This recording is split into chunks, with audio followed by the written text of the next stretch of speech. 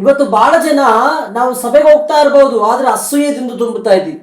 ಒಂದು ಕುಟುಂಬ ಮತ್ತೊಂದು ಕುಟುಂಬಕ್ಕಾಗಲ್ಲ. ಆಲಯದಲ್ಲಿ ಬಂದು ಎಷ್ಟು ಉದ್ದ ಪ್ರಾರ್ಥನೆ ಮಾಡಿದ್ರೆ ಏನು, ಒಬ್ರು ಏಳಿಗೆ ಆಗಿದ್ರೆ ಮತ್ತೊಬ್ರು ಸಹಿಸಿಕೊಳ್ಳಲಾರದ ಗುಣಗಳು. ದೇವರ ಆಲಯಕ್ಕೆ ಬಂದು ನಾವು ದೇವರನ್ನ ಪ್ರಾರ್ಥನೆ ಮಾಡುವಂಥದ್ರಲ್ಲಿ ಏನು ಅರ್ಥ ಇದೆ? ಇನ್ನೊಬ್ಬ ವ್ಯಕ್ತಿ ಜೊತೆ ನಾವು ಜಗಳಗಳಾಡಿ ಅವ್ರ ಮೇಲೆ ಕೋಪ, ಅವ್ರ ಮೇಲೆ ಆಗಲಾರ್ದಂಥ ಭಾವನೆಗಳನ್ನ ಹುಟ್ಟಿಸ್ಕೊಂಡು ಜೀವಿಸ್ತಾ ಇದ್ದೀವಿ. ಆಲಯಕ್ಕೆ ಮಾತ್ರ ಪ್ರತಿ ಭಾನುವಾರ ತಪ್ಪದೆ ಹೋಗ್ತಾ ಇರ್ತೀವಿ. ಇದುಗಳ ಪ್ರಯೋಜನ ಏನಾಗುತ್ತೆ? ಇವತ್ತು ನಾವು ಮನೆಯಲ್ಲಿದ್ದಂಗೆ ಆಲಯದಲ್ಲಿ ಇರ್ತಾ ಇಲ್ಲ, ಆಲಯದಲ್ಲಿದ್ದಂಗೆ ಮನೆಯಲ್ಲಿ ಇರ್ತಾ ಇಲ್ಲ. ದೇವರ ಹತ್ರ ನಮ್ಮ ಜೀವಿತ ಮರೆಯಾಗಿಲ್ಲ, ಅದು ತೆರೆಯಲ್ಪಟ್ಟ ಜೀವಿತವಾಗಿದೆ. ಯಾರೇ ಆಗಿರ್ಲಿ, ನಾವು ಮುಂದೆ ಹೋದ್ರೆ ಪ್ರೋತ್ಸಾಹ ಮಾಡೋಂಗಿರ್ಬೇಕು. ಅವ್ರು ಗುರುಗಳಾಗಿರ್ತಾರೆ. If you want to be great you must be come down. ನೀನು ಉತ್ತಮವಾಗಿ ಉನ್ನತವಾಗಿರ್ಬೇಕಾ, ಕೆಳ ಮಟ್ಟದಲ್ಲಿ ನೀನು ಇರುವಂತ ಸ್ಥಿತಿಯಲ್ಲಿ ಇರಬೇಕು. ನೀನು ಗುರು ಆಗ್ಬೇಕಾದ್ರೆ ಶಿಷ್ಯನೂ ಆಗ್ಬೇಕಂತನೂ ಬೈಬಲ್ ಹೇಳುತ್ತೆ. ಆದ್ರೆ ನಾವು ಅಸೂಯೆ ಪಟ್ಕೊಂತ ಆತ್ಮಿಕತೆಯಲ್ಲಿ ಹಿಂದೆ ಹೋಗ್ಬಿಟ್ಟಿದ್ದೀವಿ.